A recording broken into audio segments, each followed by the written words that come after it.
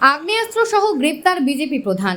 মালদার মানিকচকের নাজিরপুর গ্রাম পঞ্চায়েতের বিজেপি প্রধান দেবাশিস মণ্ডল সহ 6 জনকে গ্রেপ্তার করল মানিকচক থানার পুলিশ।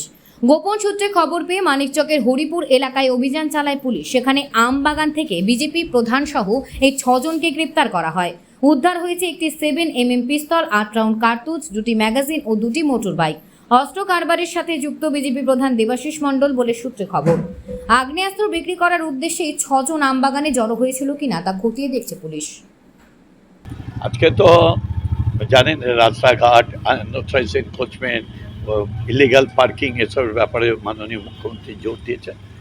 আমাদের মেন উদ্দেশ্য হচ্ছে নগরের মানুষরা সুবিধা পাক, ভালো হোক, চলাফেরার দিক দিয়ে সব দিক দিয়ে। এই জন্যে আমরা এই অভিযানটা আমরা যৌথভাবে সব করছিলাম। এসডিও ছিলেন, আরটিও ছিলেন, আমাদের সব অফিসাররা ছিলেন, পুলিশের অফিসাররা ছিলেন, আমরা ছিলাম।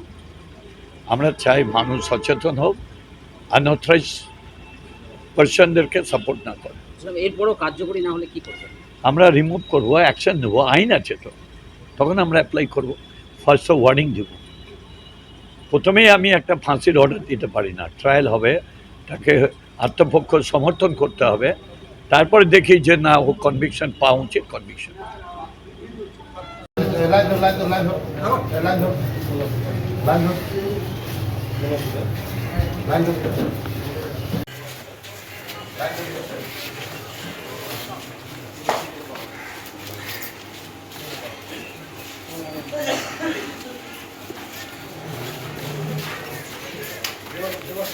দেবাশিস কেন ধরলো পুলিশ?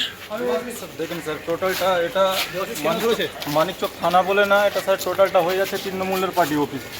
টোটালটা কার সাজিয়ে আছে স্যার? তোমার কাছে অস্ত্র পাওয়া গেছে? না স্যার, আমার কাছে কোনো অস্ত্র পাওয়া যায়নি স্যার। দেখেন স্যার, একজন শুধু বাইক নিয়ে এসে দাঁড়িয়েছিল, দাঁড়িয়ে এসে জাস্টলি শুধু আমার কাছে বসেছিল।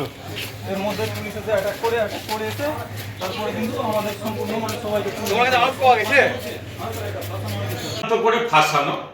গোটা পশ্চিমবাংলায় পুলিশ প্রশাসন তৃণমূলের দলদাসে পরিণত হয়েছে। দীর্ঘদিন থেকে নাজিরপুর গ্রাম পঞ্চায়েতে কোনো কাজ হতে দিচ্ছে না তৃণমূলের গ্রাম পঞ্চায়েতের মেম্বার থেকে শুরু করে, এবং এখানে এক বড় নেতারা বসবাস আছে। এবার সবচেয়ে বড় কথা হচ্ছে যে তাদের কাটমানির দরকার, কাটমানি খেতে পাচ্ছে না, প্রধানকে ফাঁসাতে হবে, আর প্রধান ফেসে গেলে পঞ্চায়েত হ্যাংক হবে।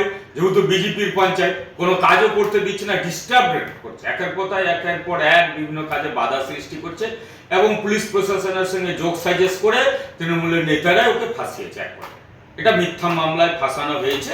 আমরা আমাদের মতো আইনি লড়াই লড়বো, এর জন্য যা করতে হয় আন্দোলন করবো। কারণ আপনারা চোখের সামনে চোখে দেখতে পাচ্ছেন, আরে গোপালপুরেতে একের পর এক মার্ডার হচ্ছে।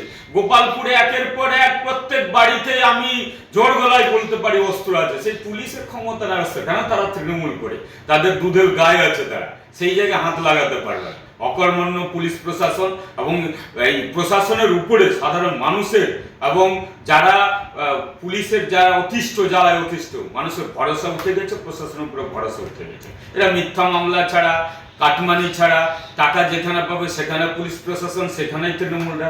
এক কোথায় কি মিথ্যা মামলায় বিজেপির নেতা কর্মীকে ফাঁসানো এদের গোটা পশ্চিমবাংলায় কাজ হয়েছে, মানিকচকেও সেটা করছে। সেখানে দেখা গেছে তৃণমূল নেতাও আছে, রাতে যে অ্যারেস্ট করা হয়েছে তার মধ্যে তৃণমূল নেতাও আছে। আরে ওগুলো তৃণমূলের না, তৃণমূল তো নিজের স্বইচ্ছায় কাউকে আসল ডাকাতকে ছেড়ে দিয়ে ছোট ছোট ওই ঝিঙা পুঁটি মাছগুলোকে ধরে জেলে পাঠায়, আর আসল চোর যারা নবান্ন থেকে শুরু করে নিচে লেভেল মালদা জেলায় গোটা বসে আছে, তাদেরকে তো কোনো অ্যারেস্ট করতে পারে না। কোটি কোটি টাকা তছনছ, কোথায় গোলা বারুদ কোথায় কোথায় পাওয়া যায়, সেইগুলো টোটালটাই প্রশাসনের চোখে আঙুল, তখন চোখ বন্ধ হয়ে যায়, দেখতে পায় না। তখন ওদের সামনেতে ঘুরে গ্রাম পঞ্চায়েত মেম্বার হোক, প্রধান হোক, বড় বড় নেতার আগ্নেয়াস্ত্র নিয়ে ঘুরে, পুলিশ তখন মাথাটাকে ঘুরিয়ে দেয়, মুখটাকে ঘুরিয়ে দেয়, দেখতেই পায়নি। আর এটা রাতের বেলা পুলিশ প্রশাসন ইচ্ছাকৃতভাবে তাকে হাতে ধরিয়ে দিয়ে একটা মিথ্যা মামলায় ফাঁসানো হয়।